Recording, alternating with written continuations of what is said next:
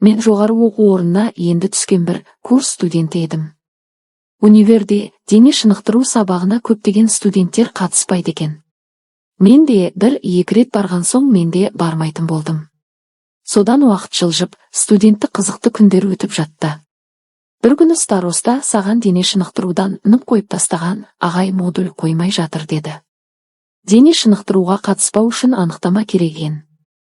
Мен сатып әкелген справка да жарамады. Тағы бір қыз, ағай қойып бере салыңызшы деп жылап барсаң, қоя салады деп кеңес айтты. Содан не керек, дене шынықтыру ағайдың артынан жалынып, бір аптадай уақыт жүгірдім.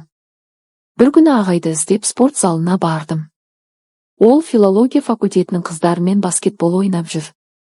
Өзі жас, ұзын бойлы, бұлшық етті, мінсіз дене бітімі, болливудтық актер сияқты көрінді. Содан болар қасында жас қыздар одан көз ала алмай, қылық көрсетіп әуре. Олардың бұл әрекеттерінен менің қызғанышым оянғандай болды. Мен ағайдан көз алмай қарап отырдым, оның да байқағанына сенімдімін, бірақ өзі білдірер емес. Сабақ аяқталғанда студенттер салдан шығып жатты, ағайдың алдынан шықтым, ол тек берген сәлемді алып, қасымнан өтіп кетті. Сосын терең дем алып мен де ағайға ілесе бердім. Соңынан ер кабинетіне жақындап өзімді қалай ұстау керектігін білмей қобалжыдым.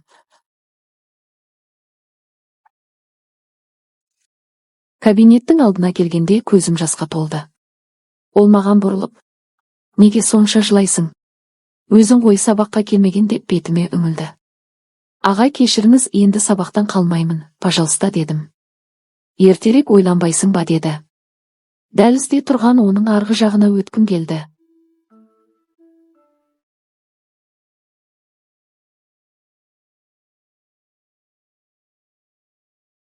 Мені жібермеді. Жүр, саған шай дайындап берейін. Бірінші өз-өзіне келіп ал деп абыржып тұрған мені бөлмесіне кіргізді.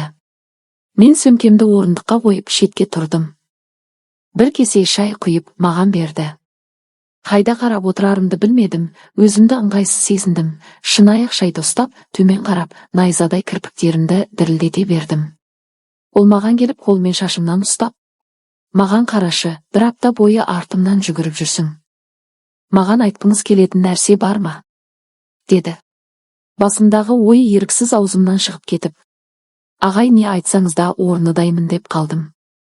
Мен бұл сөз айтқым келген жоқ еді, айтып алып, ұялып заттарымды алып, есікке қарай беттедім. Ол маған, сен сұлу қыз, енді осылай кете бересің бе деді.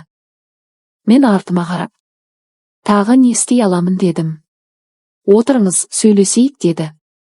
Мен оның көзіне қарап, аяғымды айқастыра, үстелге отырдым. Ол үстелге келіп, иығымнан ұстап, сен өте сұлу қызсың, маған қатты ұнайсың, сені бірінші көргеннен бері байқап жүрмін. Сізге ұятсыз сұрақ қойсам болады ма деді.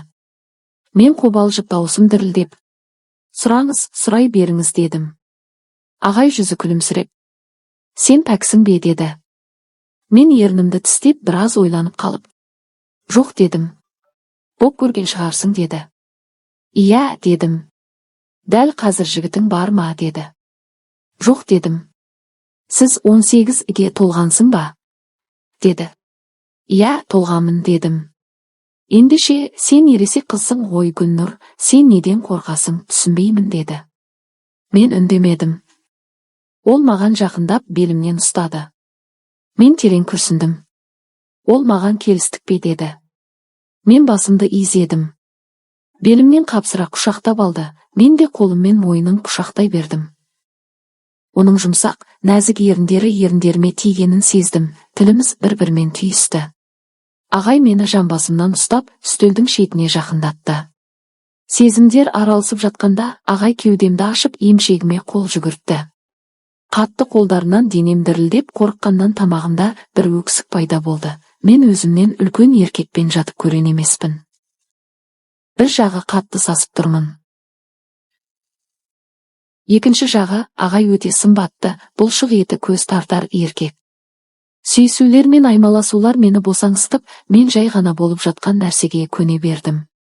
Қолын астыма салып, етек астындағы астыңғы киімімді сыпыра шешіп, өзінің трикосын түсіре берді. Мен оның күн көргім келіп төменге қарасам, ол қолымен тік мүшесін ұстап, оны менің қынабыма бағыттап, саңылауыма ақырын кіргізе бастады. Мен ауырғанымнан ыңырсыдым, бірақ ол енгізуді жалғастыра берді. Мүшесі менің астыңғы нәзік екі әрпімді жаншып тастайтындай көрінді. Мен де жанталасып жатырмын. Артқа шалқалап жат деді. Мен үстелге шетінен ұстап, шалқалай жаттым, ол аяғымды иығына қойды.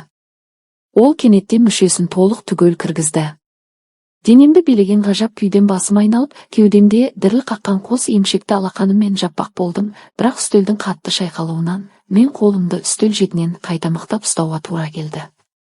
Ол өзінің қозғалыстарын сенімді, қарқынды, бастап еш өзгертпеді. Мен осы уақытқа дейін нағыз жыныстық қатынасты бастан кешіріп көрмеген екенімді түсіндім. Мен тістене ыңқылдап, рахаттана ыңырсыдым. Ағай маған қарай еңкейіп, екі саусағын аузыма кіргізді.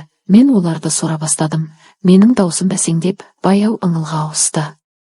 Ол тоқтады, менде мүшесін суырып алды. Мен орнымнан тұрғанда, маған қарай қыта қою айранын атқылатып жіберді. Ағай ентігіп, аяғы дірілдеп, бәрі жақсы ма деп маған қарады. Мен басымды изедім. Ол жарайсың деді. Мен оның бөлмесінен шыққанда, есіктен сәл беріде тағы екі ағай сөйлесіп тұр екен. Мен ішімнен ағайлар ай талай студент қызды сезім әлемімен таныстырған шығарсыңдар деп ойладым.